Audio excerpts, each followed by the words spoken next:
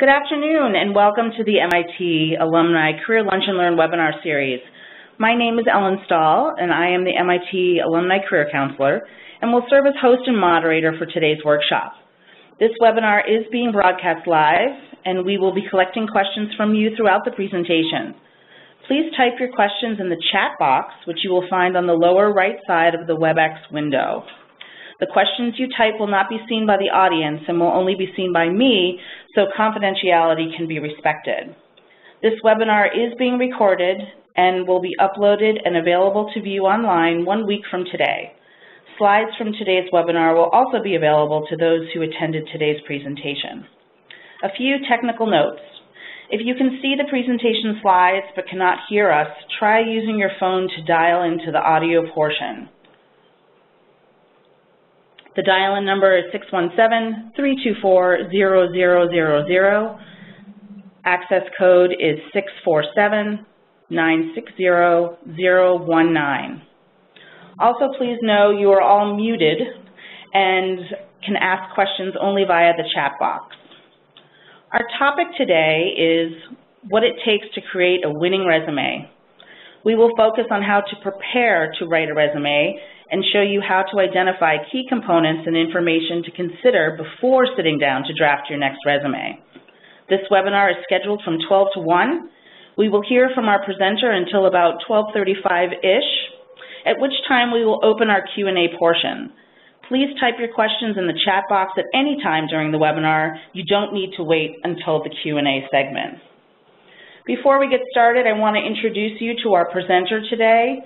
We are extremely fortunate to have with us as our content expert, MIT alumna Robin Schlinger. Robin of Robin's Resumes is a recognized leader in the resume writing and career coaching profession. Robin specializes in executive, technical, and federal resumes.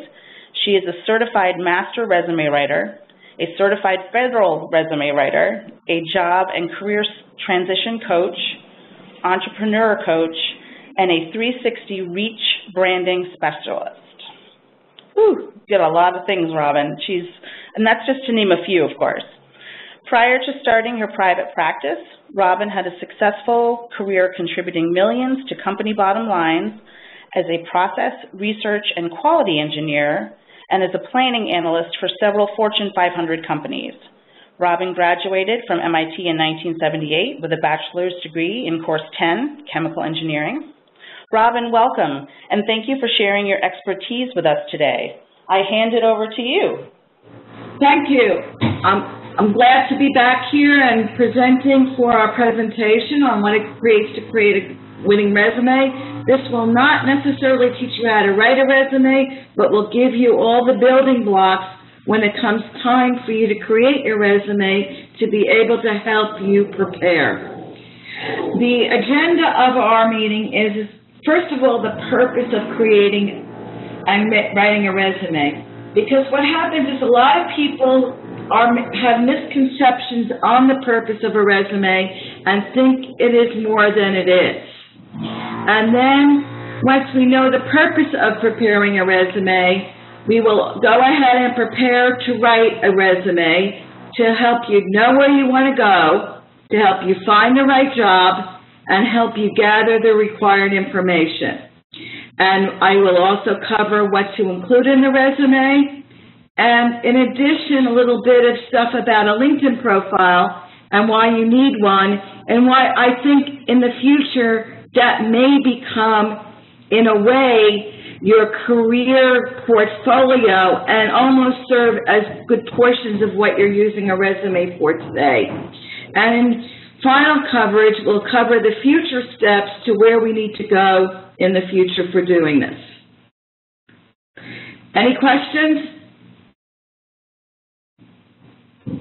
Okay, the purpose of preparing a winning resume is not to get you a job, but to get you the interview.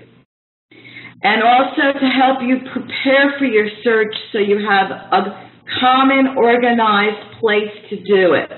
It helps you focus on where you want to go, which is a map. It helps you learn your unique value and brand, helps you to know who you are, show you how you succeeded so then you can show others, helps you realize your abilities, and once you know that, you can show what you offer the employees, why they should hire you. Your skills, your achievements, your value to match your needs, and hopefully why you are the unique person who can fulfill their needs. It also, by doing it, it's positive, so it can create a positive attitude for you as you go through and prepare, and hopefully get you the interview. Any questions? Okay. One thing that is important, why you want to know where you want to go. A lot of people will come to me for a job search, and they say, get me a job, any job, and I want to keep all of my options open. Last week I had somebody come to me who I'm now working with who said, I want to keep all my options open. He had just left the military and had spoken to a friend of his and came to me to write a resume to apply for a job with a company. And he says, I want you to do this, but keep my options open for other stuff. Quite literally, the job that he wanted me to write for him, when I asked him to ask further details, was to supervise a group of people cleaning toilets. He had no understanding of that, but he wanted me to write a resume for anything. And this was the anything. If you don't have a map, for example, if you were at MIT and don't have a map, and I told you to go from Building 7 to Tang Hall, you would have no idea how to get there without a map. You'd be just as likely to end up across from MIT across the Charles River into Boston, or to end up over in Kendall Square, and neither of them would have gotten you to Tang Hall. So therefore, we would like to have a map in order to be able to go from Building 7 all the way out to Tang Hall, which is somewhere around here, in order to be able to get to where you want to go, or you'll end up wandering around. And it's possible that you get there, but it's possible you'll never get there, or you'll get lost and it will take you a lot longer to get to a place. Any questions? Next, so therefore you need to first know where you want to go. Without a goal map, you will wander. You may get lost. You may never get there. You may hit a dead end and have to go back.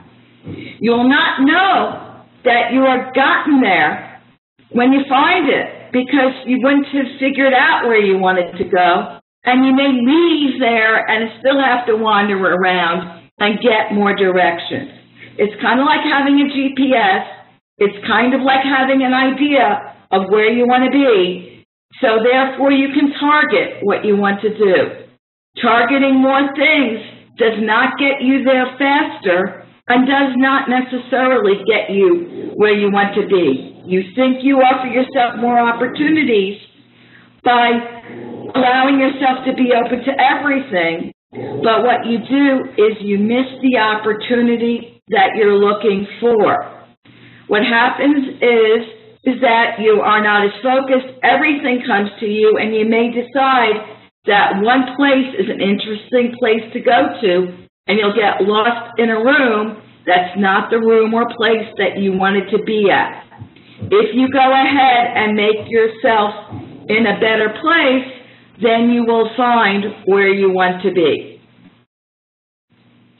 So I like to go, and first step, before you write a resume, you have to know what the resume is for. As you can imagine, a resume for a research engineer is very different than somebody who wants to sell technical equipment. The skill sets are different, what's required is different, and what you need to do in order to get there is going to be different. Also, you'll be focusing on different jobs and different skill sets, and you won't necessarily get to where you want to be. And what I say is you want to know where you want to go, and you want to know where you want to be. And understand that if you want to be a research engineer, there are jobs for research engineers. If you want to be a salesperson, there are jobs for salespersons. So don't think that you exclude yourself from opportunities, because there's plenty of opportunities in most spaces. So steps to know where you want to be. The first thing is it helps you to understand career trends, because you might discover new stuff for you to do that wasn't there in the past. In addition, I'll discuss a little bit more about career trends and changes in the marketplace. What has happened is long-term careers have gone away, and you are more responsible for understanding for yourself and don't expect companies to take care of you. So this steps become even more important in the future because you are your own career manager now.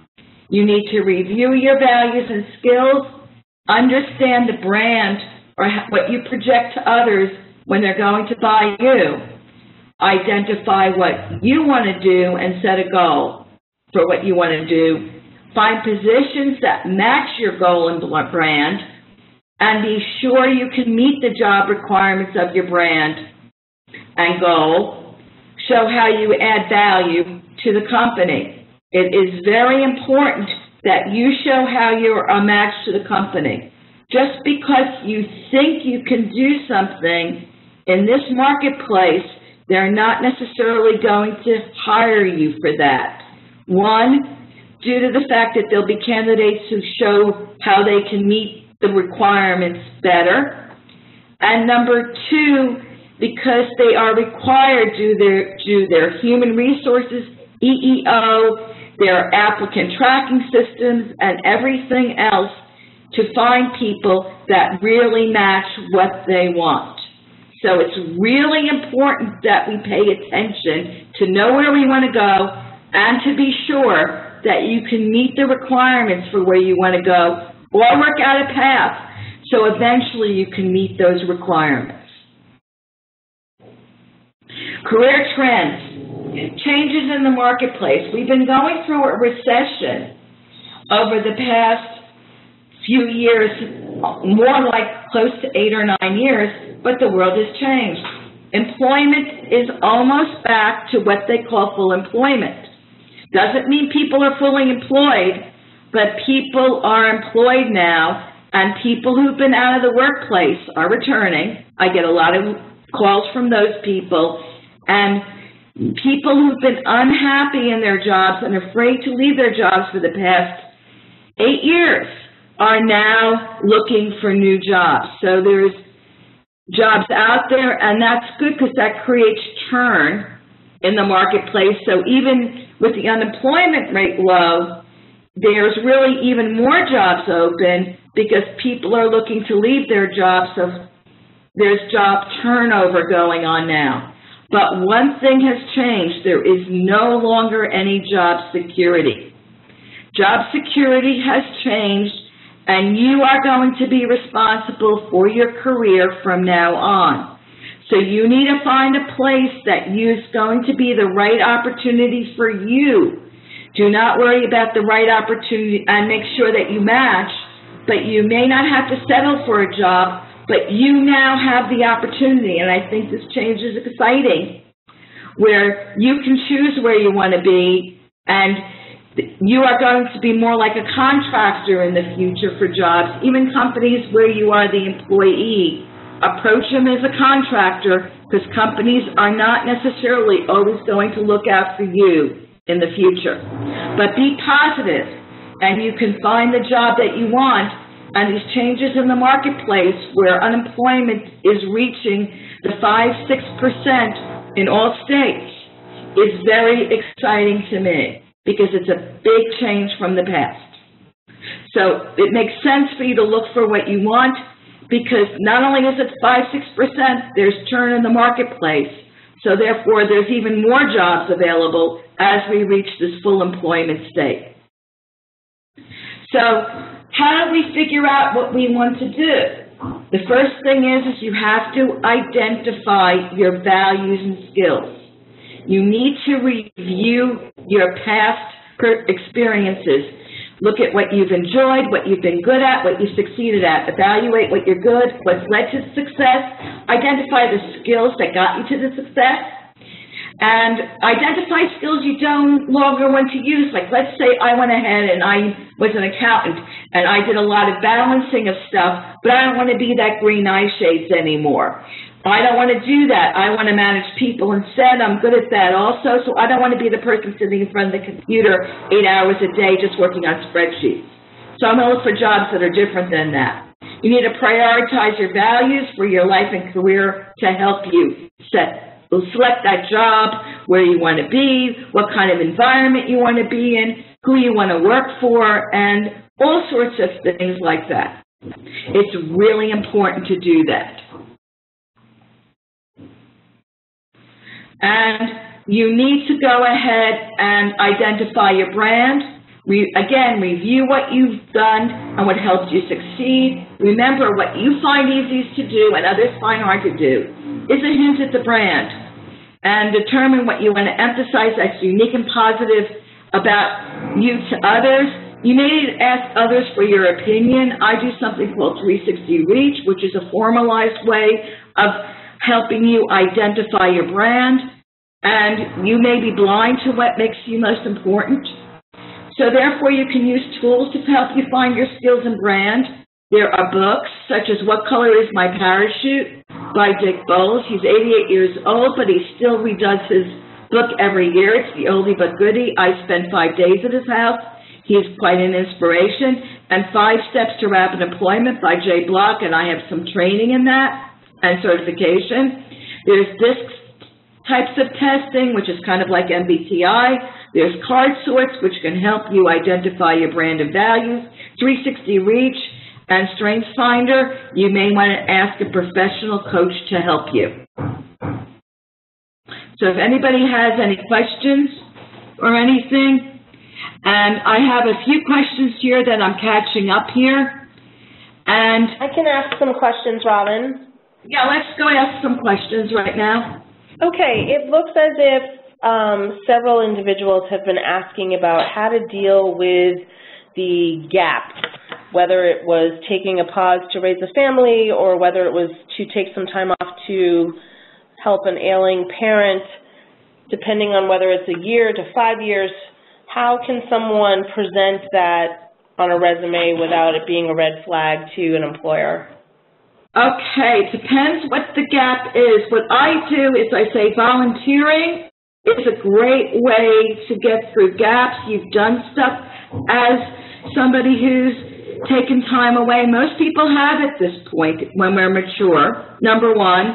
Number two, if you're looking to get back into the workplace, I recommend taking a course or two if you've been out of work for a while, because what happens is that companies like to hire people who've been working.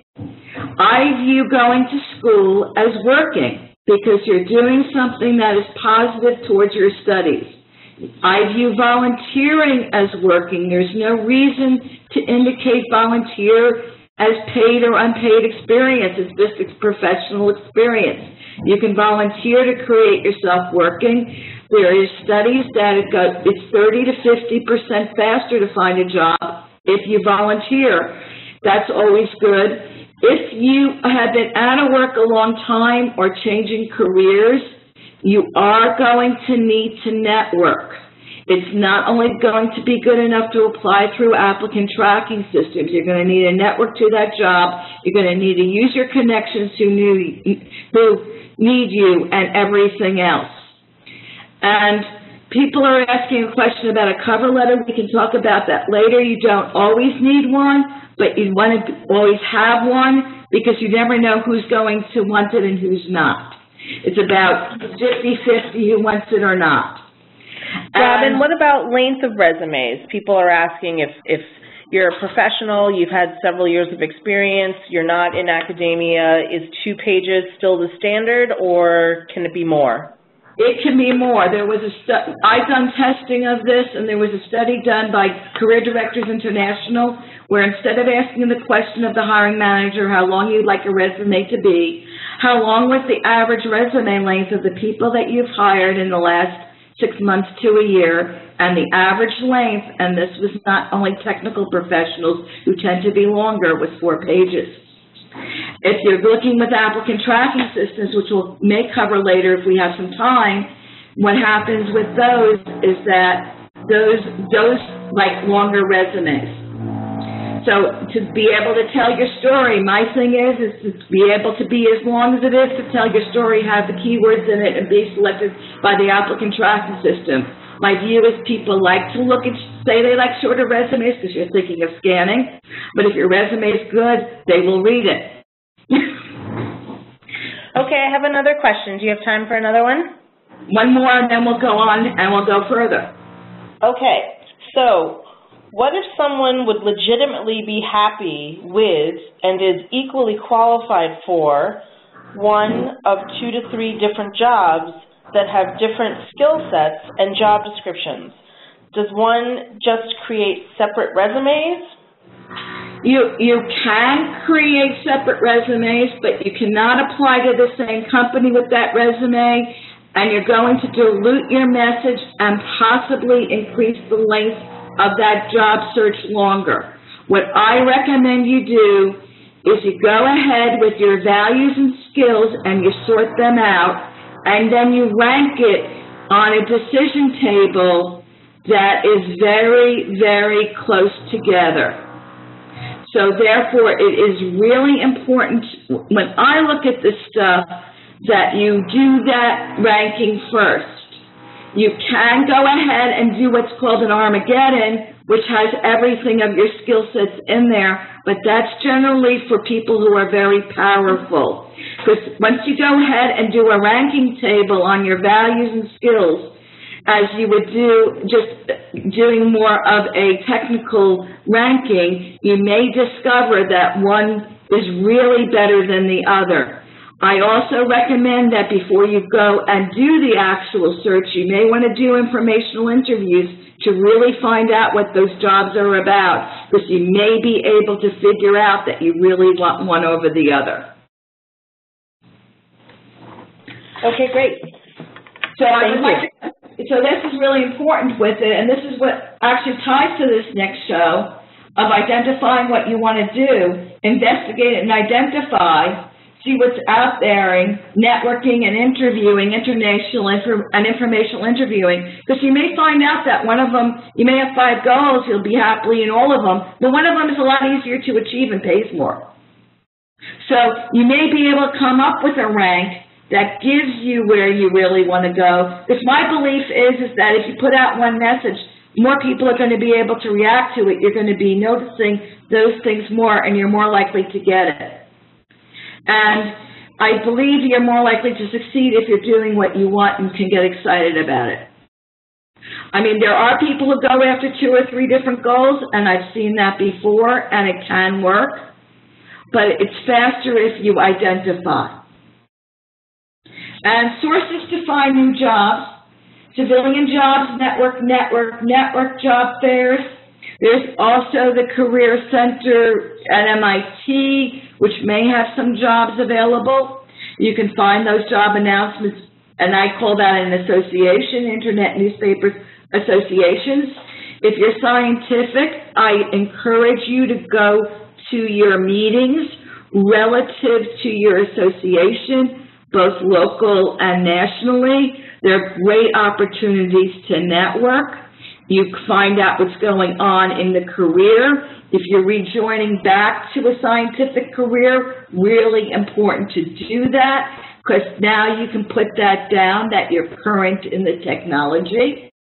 You may even, if you're low on funds because you haven't been working for a while, you may want to volunteer to help with the conference or the association. You can use local social media such as LinkedIn. Google Plus is great for technical folks. You can even use Facebook. Many jobs, and there's some studies that most jobs are found on Facebook these days through networking. Surprisingly enough, because there's people who know you. Other sites, contact companies directly. That's not done as much, but it's still done, and it's a very successful way of looking for jobs. You can start your own company, become an entrepreneur. A lot of people from MIT have done that. You can become a consultant, which is an entrepreneur. A lot of people from MIT do that. That's one way of getting back into the marketplace through your connections. You now have experience. You can go to the federal government, but unless you're a veteran or have been with the federal government before or have clearance or have networking in there, it's a difficult road to do right now. And so we can talk about other things on resumes later, and we can go further here, and I'll go for some questions in a few minutes because I want to get through some of this stuff. Common mistakes we do in identifying the job you want. Trying for a lower job level. There's a myth of more jobs available at a lower job level than you've been at. But really, there's more people competing for those jobs. So the chances of getting them are probably close to the same as a higher job level for the number of people who are qualified, and maybe even less. And if you are older and more experienced, companies might not hire you at that level. Reason being, have you ever tried to work for have you ever tried, if you were a manager, for example, or if you were a senior manager, and I've had people come to job fairs when the economy was bad, and they came in for a secretary. And I said, hiring you as a secretary is like you hiring your boss's boss's boss to work for you. Would you have ever done that when you were a boss? And I never get the answer that it's yes. If you haven't been able to find a job, it could be that your approach has been wrong for looking for a job, not that there's no jobs at your level. And the cost. If you take a job paying $30,000 less a year, and you have 20 years to work, it can cost you $600,000 at the end of the day in your pocketbook, if not more. And that's in today's dollars. It will be more once we take into account inflation. So if you want to take a job and you're desperate in the pocketbook, take a temporary job while continuing looking for the job that you need if you need to. Things that we had talked about a minute ago was having a gap. Companies hire folks who keep up with their skills. If you've been unemployed, volunteer. List of volunteers, professional experience. Statistics say 30 to 50% better chance for a job if you volunteer. And if it's been a really long time since you've been to work, go back to school, take some courses in the area you want to go to. MIT offers a year-long program for engineers re-entering the engineering workplace. There's a reason why they offer that class. It's because it's something that may be needed with the squeaky skills. When I started becoming a resume writer just 10 years ago, there was no LinkedIn, there was no Twitter. ATS systems were brand new. They weren't being used to look for the workplace. You still sent in your resume vis-a-vis email. 5 years before that, you sent them in vis-a-vis fax. And they were not being read by applicant tracking systems. The world changes. Really, requirements for resumes, requirements for jobs change. So therefore, they look at you as being out of skill sets when you're not working. Because there were, in the past, during the recession, so many people were out of work, and so many people in work were looking for jobs with very few jobs available. There is an unwritten rule: companies will not hire people who aren't working. Volunteer, you're working. Shows up on your resume as working. Applying for jobs if you're not a fit. A lot of people have had the attitude, I'm going to go ahead and I'm going to paper the world with applying for jobs. I'm going to apply for thousands of jobs.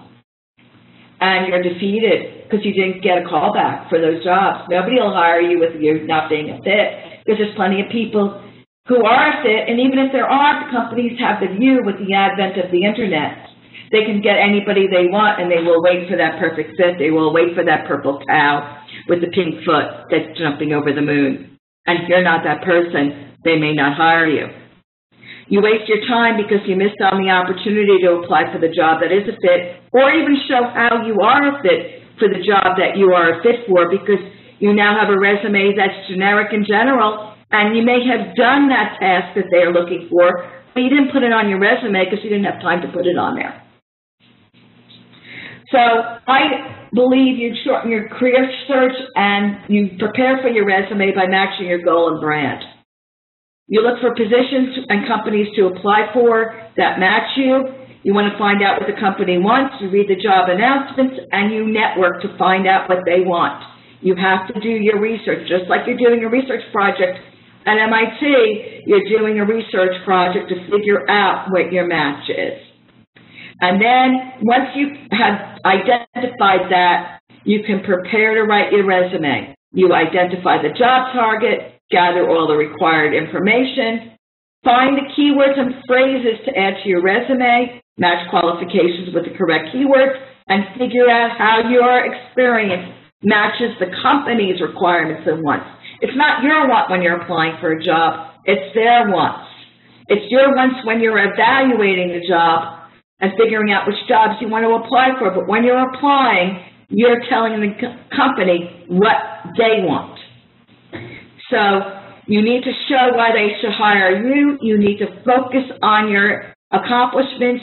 Use context, challenge, action, result to describe your accomplishments, which is why you did something, what you were challenged for, what your action was, and most important, the results. That's what's missing from most resumes.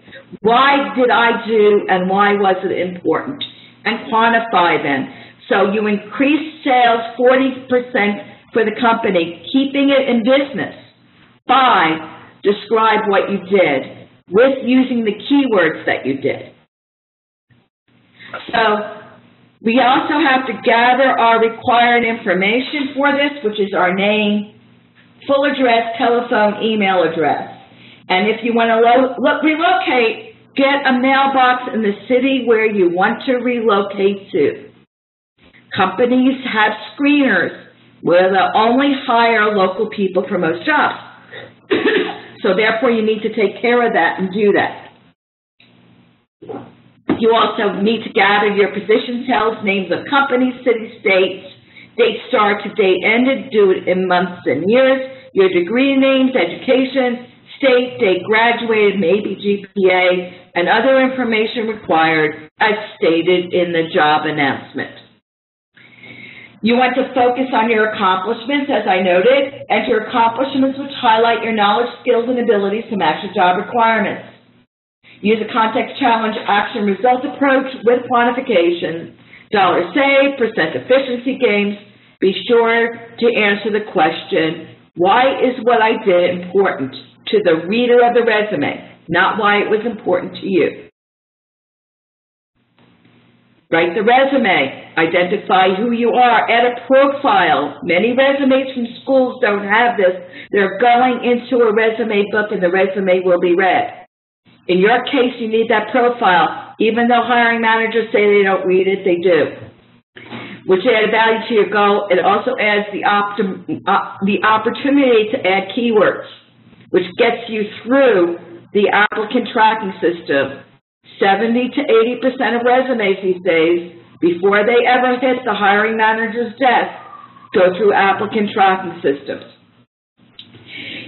Even if you network to a job, your resume has to be read and go through the applicant tracking system. This is due to equal opportunity employment requirements that are set by the government of the United States through various laws since the mid-2000s, since around 2006. And they have to report it back that they've used a system that is EEO blind to be able to select people to interview. Show how you match the job requirements and the ones you are targeting with the right keywords. Eliminate spelling, tense, and grammatical errors. Make it the right length. We've already discussed why the one-page resume is a myth. Focus on how you will help the organization by focusing on your accomplishments, and always tell the truth. Lying on a resume may not work for you. We have a person from MIT who was head of admissions at MIT. She lied on her resume when she started at MIT 20 years or 30 years before they discovered that lie, and she was forced to resign in a very public case from MIT because she had lied about a degree that she had gotten 30 years before. Okay, we can also cover the LinkedIn profile. The LinkedIn profile is very interesting because LinkedIn has become more and more important in the job search. You need a LinkedIn profile just as much these days as you need a resume. Networking. You're going to find people you used to work with, people who are looking for jobs. There's over 360 million people right now on LinkedIn. It's the #1 place for people looking for jobs and business people on the internet right now. You need it for reference checks. When people pull up your resume, they will try to find you on the internet, and your LinkedIn profile will come up #1 generally on the searches, and they will find you. They're also being found for people who are recruiters. Recruiters use LinkedIn to find people, #1 source for that. LinkedIn is right now the #1 job board. It has surpassed Monster. Did that a few years ago. It has the most jobs of any job board listed. And you may need to use your LinkedIn profile just to apply for the job. Get a professional picture. You need a professional picture for LinkedIn because those are 10 times more likely to be selected for profiles if you have a picture on it. Have at least 500 connections these days because that will get you be able to be found on LinkedIn. Fill out all the sections, get endorsements for your skills, and secure recommendations. We can discuss more why that's important. Post a great headline, get a simple URL, and you need to join groups. There's 50 of them, join them. And then we can go through and say why consult with others as you write it. You get an independent evaluation. It helps you identify the proper approach, act as a sounding board, helps you show how you add value. It makes sure you convey to others how you are the best candidate for the job. You can review for errors, omissions, readability, and format. And if in doubt, you can always ask for a professional. And finally, in the future, what can you do? Keep track of your career in a brag file. You don't need to keep your resume up, but just put everything in a file because resume formats change. Record facts, title, name, full address of companies, dates of employment, start and end. Record the month, day, and year because you may need that for filling out forms and if you do certain types of federal resumes.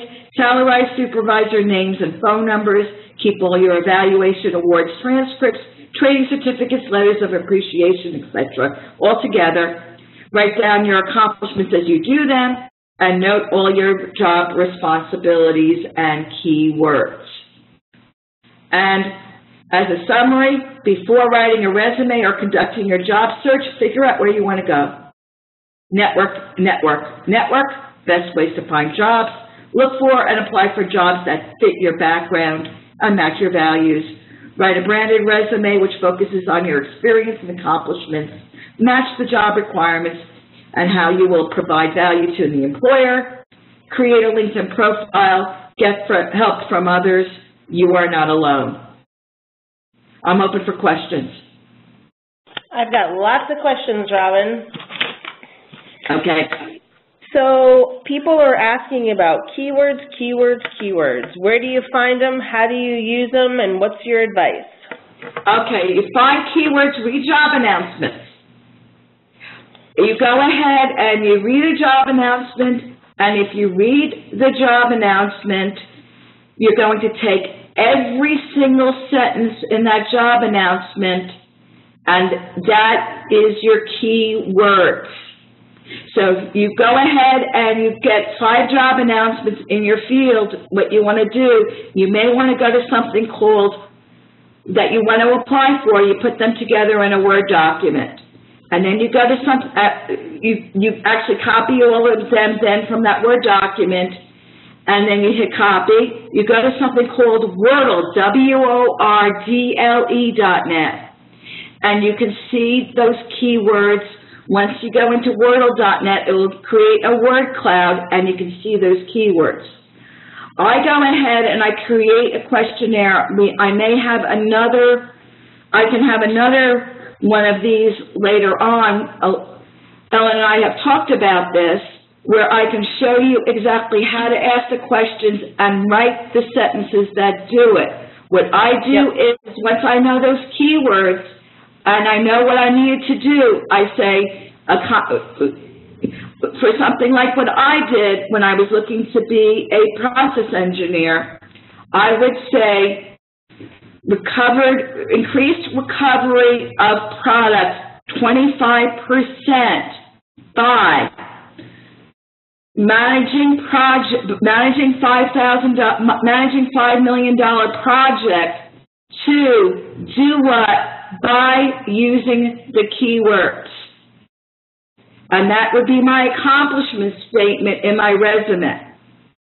So I highlight the accomplishment by doing something that's the job duty, by using keywords such as using SAS, if SAS was a keyword in the document that I needed to know how to use. So I've highlighted the main thing, put the next thing as an action statement by using all of the key technical words, and that will get in the keywords for the applicant tracking system, so it will go on the person's desk, but what will be highlighted is the accomplishment for the hiring manager. Robin, can you tell us what the website was that you were referring to about the keyword? www.wordle.net. WORDLE.net. Thank you. Can I ask some more questions? Please. So we keep having a lot more questions, and obviously I know that it's sort of a case-by-case basis about the gaps in the resume. So would you recommend LinkedIn as a place to communicate a narrative about where that gap is coming from or why the gap happened, whether it's caring for someone or taking time off? How much should you share? How much do you not want to share? It's always a case-by-case basis on what you share, because we want to pull out what you did at that time that matches your goal today. You want to make sure you put something in that gap or they're going to think you were in jail. So we put something there on what we did, and we start with something current that you are now doing. People will have gaps. Everybody does, but we want to work out a path, but it's individual on what you share and what you don't share. I have been successful sometimes when people decide that gap, they were helping somebody be ill, and then they decide to go into health care. I have actually filled in that gap successfully because that was the next thing that led them to their next place in their gap. If they've been helping people with raising kids, maybe you volunteered for the PTA and managed projects for the PTA, and now you're going to go back to be a project manager. We can cover those events in your resume. So it's very, very individualistic as to why you left the industry, why you're going back. And we have to be careful how we share and we don't share. And it's different on LinkedIn than it is on the resume. You may decide to share different things on LinkedIn than on the resume. And remember that if you are returning to the workforce, applying for jobs online may not work directly for you. Your first job out may have to be through networking because of the nature of how applicant tracking systems and people work towards applying for those jobs. We can get you through the applicant tracking system if you've networked for that job, because at that point they are looking for your resume, and if you network and go through the ATS, you're 10 times more likely to get the job than someone just going through the ATS system alone. Robin, can you talk a little bit about age discrimination on resumes and how someone who perhaps is a more experienced professional can deal with that in writing, whether it's putting in their years of graduation or doing a tailored resume with just selected experience? Okay, age discrimination. First of all, I believe that they're going to figure out how old you are anyway, and there could be I'll give you, I think each case is individual. You don't need to put down your year of graduation on your resume. If it was a long time ago, I do just because I'm a resume writer, but I don't necessarily recommend that. You need to put in your last 10 years of experience, perhaps more if you're going for senior levels. You can put down earlier experience as certain things without putting dates in that. You need to put your dates in your more recent experience. There may be reasons if you're returning back to the workplace and you're not exactly applying for applicant tracking system but networking, to put years in certain positions. So we can highlight the fact if you were a chemical engineer more than 10 years ago and now returning back to the workplace, we can put chemical engineer 10 years on your resume, and that would be used to kind of network to the job. Remember, they're still going to find out everything once you fill out the application online or application at the place anyway. A few years ago, I was doing a career fair, and not many people showed up. I was actually doing a talk at a career job search career fair, and not many people showed up because they were threatening snow. Only one person showed up. And this woman had a fabulous resume and was getting interviews. But every time she was getting an interview, they would not hire her, and she'd been HR because they were actually looking for her for more junior positions. She had put in just her last 10 years of experience. We suggested to her that she get her hair dyed because you want to look younger. And even though there is stuff there, I think you need to make yourself look as young to the workplace as you can if you're looking for a job if you're older. And put on and make sure you have good clothing on. And in addition, we suggested to her, there was two of us there to do the talk, that she put down earlier experience as without putting dates. 5 weeks later, I was at some sort of event, meeting event, I guess some sort of career thing, and she showed up and came up and hugged me. She had gotten 3 interviews in the job she really wanted, and the only difference she did was those suggestions. So I think that that's a case in point, and I think you need to put out your age. If people don't want you if you're a lot older, that may not be the place you want to work anyway, so you wasted your time. So she wasted her time going for all those interviews at places that didn't want someone older. But once she indicated on her resume she was older, she got appropriate interviews and appropriate job. Great. Here's another question for you, Robin. For someone who has worked in either the government, so a federal resume or a military resume, what's the difference between that for someone that wants to transition to a civilian opportunity? Okay, I've worked with a good number of people who've been military and federal who want to go over to civilian. A lot of times you may want to look at contractors or people that you've worked for. And also in career fields that you've been in. The resume is shorter, it doesn't have as much information. You don't necessarily put every aspect of everything you've done in every job on your resume when you're going civilian, except if you're working for contractors these days, like making it more federal-like actually works. But remember, the main difference between federal and civilian, there's a few differences between federal and civilian work if you've never worked in the civilian world. Number one, civilian jobs are going to be focused on profit. If you've just been in the military, you've been able to tell people what to do in a very different hierarchical manner.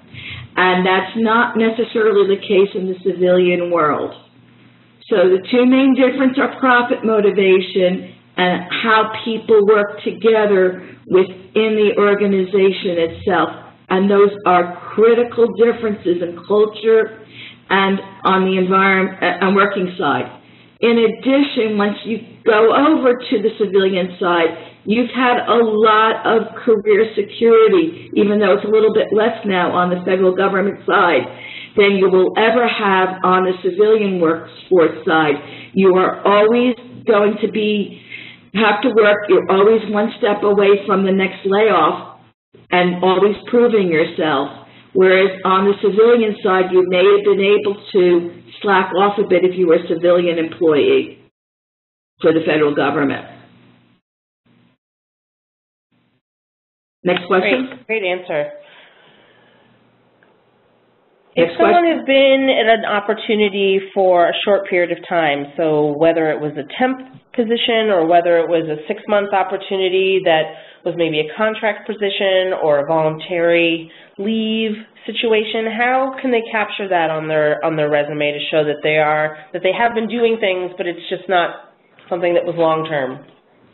It really is that I have to have the individual person story, because every story is different. If you've been let's say you've been a contractor and you've had 5 gigs, I put the headline as contractor and those gigs are accomplishments.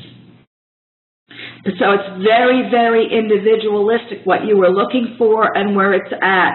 There is no one answer. It depends where your goals are.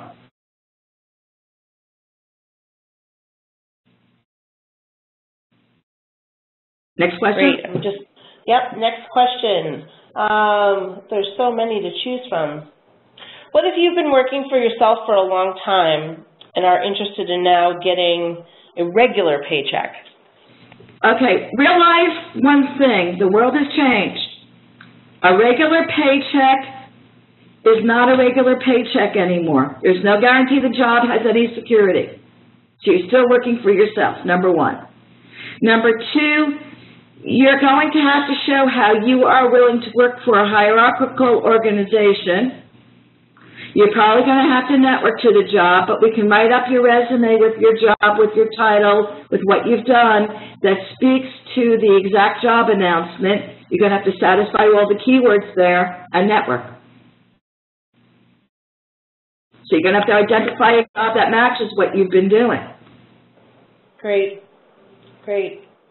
I'm still trolling. There's so many questions. You're going too fast, Robin.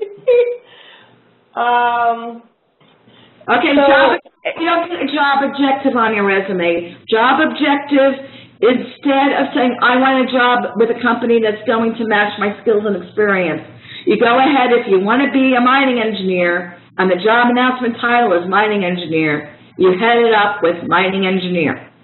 Sure. Can we talk a little bit about informational interviews? A lot of individuals are wondering sort of what are they not, and how does that work, and what do you do to get them?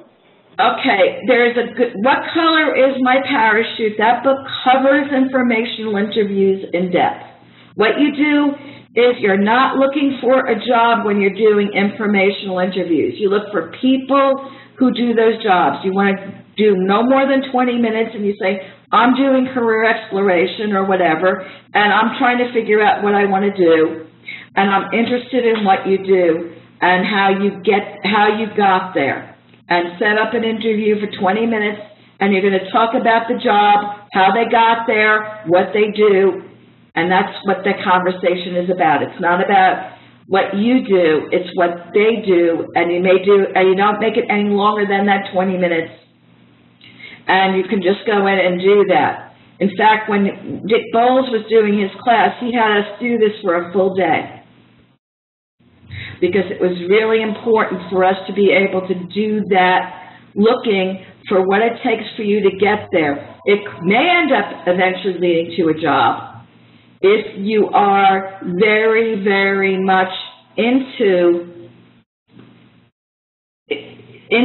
talking to somebody and humanistic with them, but you're not ready yet, and you don't even have to have your resume ready, because you're not going to bring your resume to this. And also, I just want to put in a plug for the MIT Online Alumni Directory. Right. These are your fellow classmates, fellow entrepreneurs, fellow scientists, fellow STEM degrees, and it is a wealth of individuals, for the most part, that are willing to, if approached properly, like Robin is saying, that you're looking for information.